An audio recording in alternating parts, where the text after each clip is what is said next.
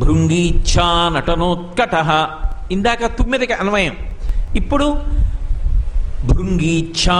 భృంగి అంటే పరమశివుని యొక్క ప్రమదగణాల్లో ఒకడు. ఆయనకి 3 కాళ్ళుంటాయి, అందరికీ 2 కాళ్ళుంటాయి. ఒక్క భృంగికి మాత్రం 3 కాళ్ళుంటాయి. మీరు ఎప్పుడైనా భృంగిని చూడాలి అనుకుంటే శృంగేరి పీఠంలో ఉన్నటువంటి విద్యాశంకర దేవాలయం గోడ మీద భృంగి ఉంటాడు.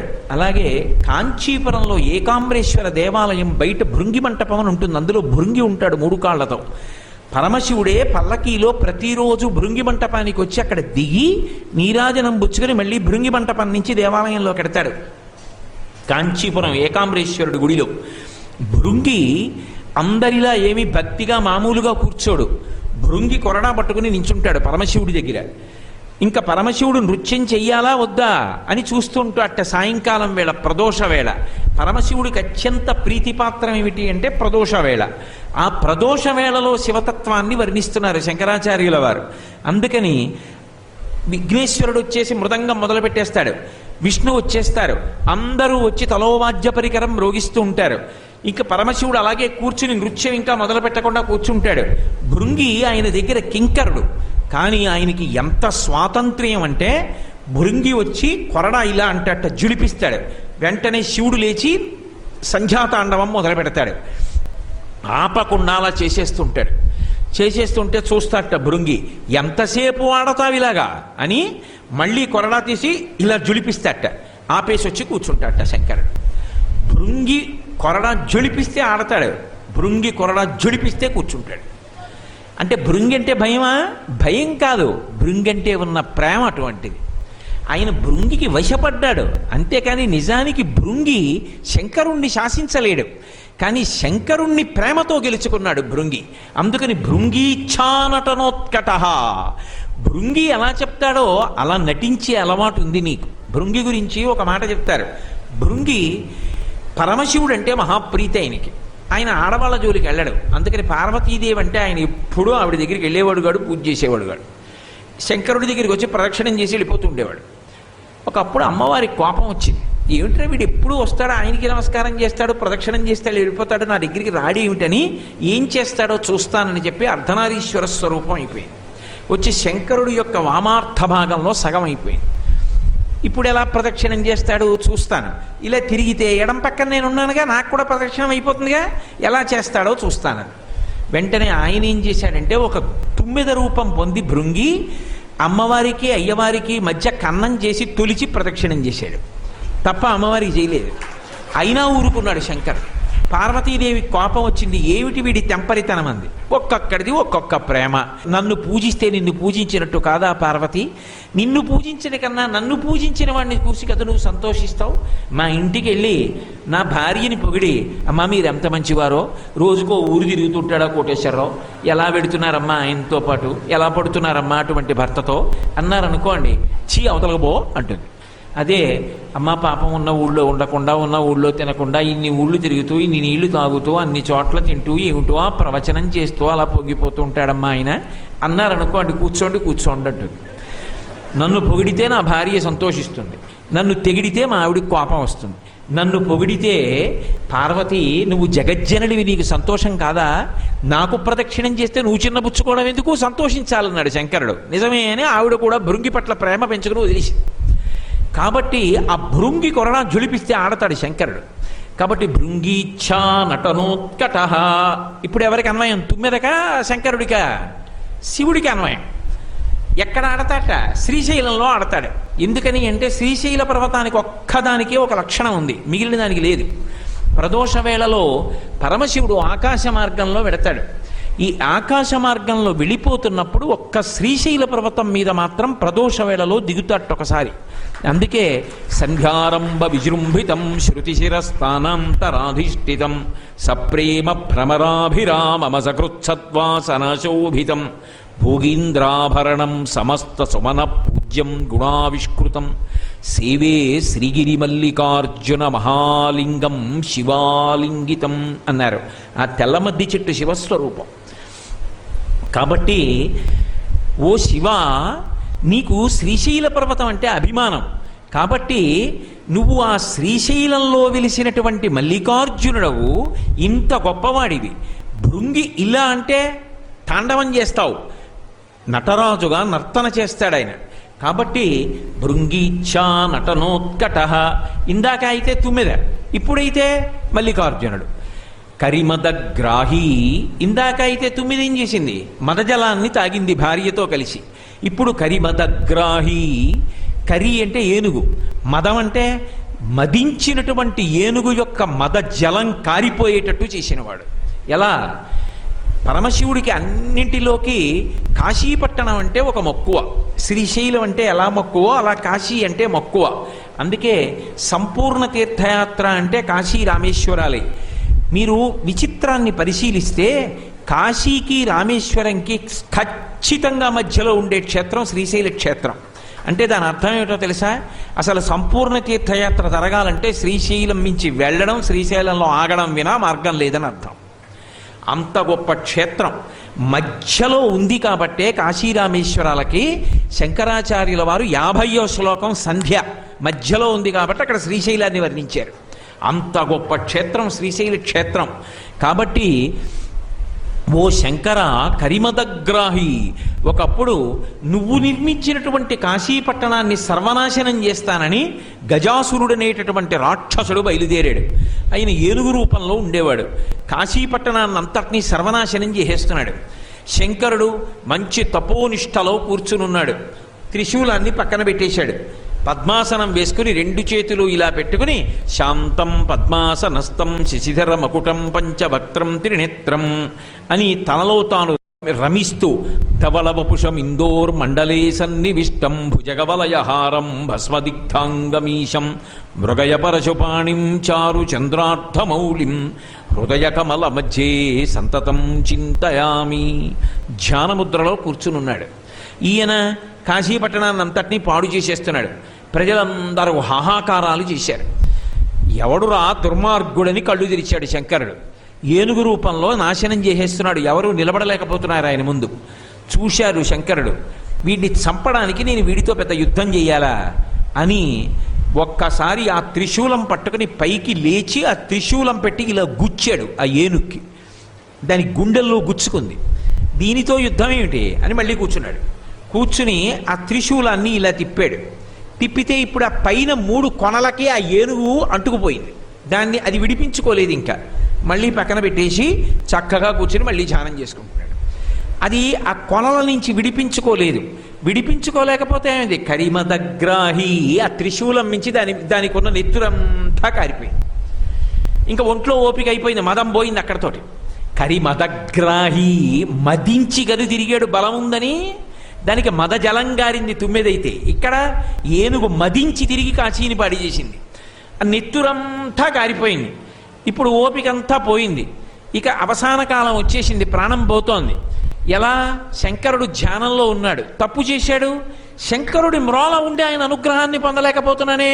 ఇప్పుడు పరితాపం వచ్చింది. అందుకని ఆయన ఏం చేశాడంటే పరమశివుణ్ణి తొందరగా ప్రసన్నం చేసుకోవాలి అంటే సామగానం చేయాలి. అందుకే ఆయనకి సామగాన ప్రియాయ నమః అని ఒక పేరు. సామగానం చేస్తే ఆయన సంతోషిస్తాడు. వెంటనే సామవేదం చదివాడు. సామం శాంతినిస్తుంది. ఆ సామవేద పఠనం చేస్తుంటే శంకరుడు తలెత్తి చూశాడు. అబ్బా, ఎంత గొప్పగా సామగానం చేశావురా, నీకేం కావాలన్నాడు. స్వామి, ఈ క్షేత్రంలో నా పేరు మీద నువ్వు శివలింగంగా వెలియాలి. నా పేరు మీద వెలుస్తావు కాబట్టి ఏనుగు పేరుతో కృత్తివాసేశ్వరలింగము అని పేరు రావాలి. అందుకే ఇప్పటికీ కాశీలో కృత్తివాసేశ్వరలింగ దర్శనానికి వెడితే ఏనుగు వెనక భాగం ఎలా ఉంటుందో శివలింగం అలా ఉంటుంది. విశేషించి నేను చనిపోయిన తరువాత నా తోలు ఒలిచి నువ్వు కట్టుకోవాలి. అది ఎప్పుడూ నెత్తురు కారుతూ ఉండాలి. ఎర్రటి మాంసంతో ఉండాలి. కానీ దుర్వాసన రాకూడదు, చివికిపోకూడదు, ఈగలు పురుగులు పట్టకూడదు, మంచి సువాసన వస్తూ ఉండాలి. నువ్వు నా తోలు కట్టుకోవాలి. కట్టుకుంటావు కాబట్టి నీకు నాగచర్మాంబరా నయనచో మధురా అని పేర్లు. నాగచర్మాంబర, ఏనుగు చర్మమును కట్టుకున్నవాడా అని నీకు పేరు రావాలి. కాబట్టి శంకర, నాకు ఈ కోరిక తీర్చన్నాడు. ఇంత అల్లరి చేసినవాడు సామగానం చేస్తే ఆయన మదమంతా కారిపోయిన తర్వాత అనుగ్రహించి ఆ ఏనుగు తోలు తీసి కట్టుకున్నాడు. ఆ ఏనుగు పేరు మీద ఏనుగు ఎలా ఉంటుందో అలాగే శివలింగ రూపంలో కాశీలో వెలిశాడు కృత్తివాసేశ్వరుడు అన్న పేరుతో.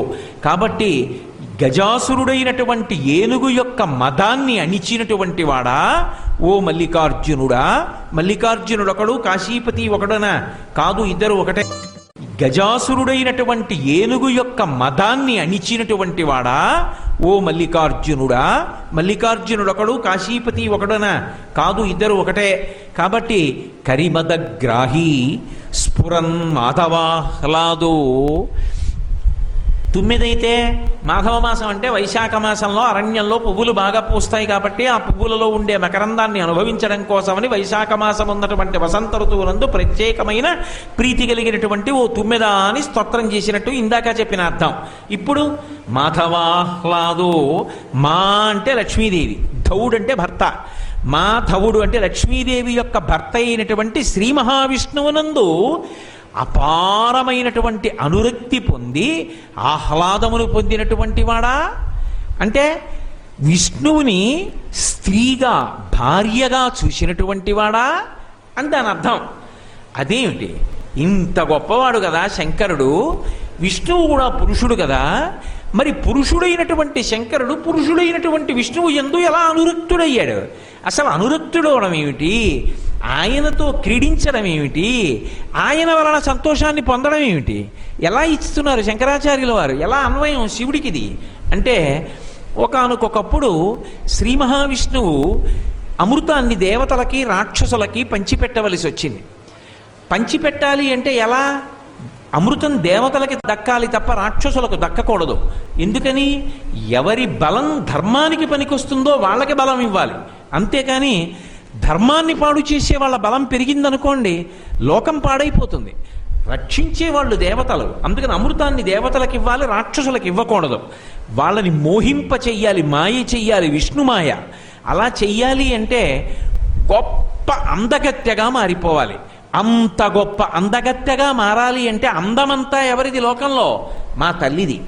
ఆవిడ యొక్క అనుగ్రహం కలిగితే అందం వస్తుంది. కాబట్టి ఆయన ఏం చేశాడు? అమ్మవారిని ప్రార్థన చేశాడు. అమ్మవారు ఏం చేస్తుంది? ఆవిడ దగ్గరికి వెళ్ళి నమస్కరించాలి, కానీ ఆవిడ ఇవ్వలేనిదన్నది లోకంలో లేదు. అందుకే శంకరాచార్యుల వారు సౌందర్యలహరి చేస్తూ అమ్మవారి గురించి ఒక మాట చెప్తారు. సరస్వత్యా లక్ష్మ్యా విధిహరి సపత్నో విహరతే రతే పాతివ్రత్యం శిథిలయతి రమ్యేన వపుషా చిరంజీవన్నే వక్షపిత పశుపాశవ్యతికరః పరానంతాభిక్యం రసయతి రసం తద్భజనవాన్ అంటారు. తద్భజనవాన్. అమ్మా, నీ దగ్గరికి వచ్చి రెండు చేతులు కైబోడ్చి నమస్కరించిన వాడు ఉన్నాడే, వాడు ఎంతసేపు నిలబడ్డాడు, ఎంత కుంకుమార్చన చేశాడన్న దానితో సంబంధం లేదు. సకృన్నత్వా నత్వా. ఆ పవిత్రమైన మనసు కలిగిన వాడు ఇలా ఒక్కసారి నమస్కారం చేస్తే చాలట, ఆ తల్లి అనుగ్రహిస్తుంది. ఎంత అనుగ్రహిస్తుంది అంటే, సరస్వత్యా లక్ష్మ్యా విధిహరి సపత్నో విహరతే. బ్రహ్మగారు అనుకుంటాట, అదేమిటి, నా భార్య కదా సరస్వతీదేవి, ఆవిడ నాకివ్వవలసినటువంటి అనుగ్రహం కన్నా కూడా భక్తుడికి ఎక్కువ ఇచ్చేసిందే అనుకుంటాట. అంత సరస్వతీ కటాక్షం వస్తుంది. శ్రీ మహావిష్ణువు అనుకుంటారట, లక్ష్మీదేవి నా భార్య కదా, నాకివ్వవలసినటువంటి అనుగ్రహం కన్నా కూడా భక్తుడికి ఎక్కువ ఇచ్చేసిందేమిటి అనుకుంటారట. అంత లక్ష్మీ సంపన్నుడు అవుతాట. డబ్బుంది, సరస్వతీ కటాక్షం ఉంది, బాగుంది. ఆయుర్దాయం లేకపోతే ఉపయోగమే ఉంది. ఆయుర్దాయం ఉండాలి. ఈ రెండూ ఉన్నా ఆ మనిషిని చూస్తే భయం వేసేట్టుగా ఉంటాడు అనుకోండి, భయంకరమైన రూపంతో, ఉపయోగమే ఉంది. అందుకే ఎంత అందమిస్తుందంటేట, రతేహే పాతివ్రత్యం శిథిలయతి రమ్యేన వపుషా.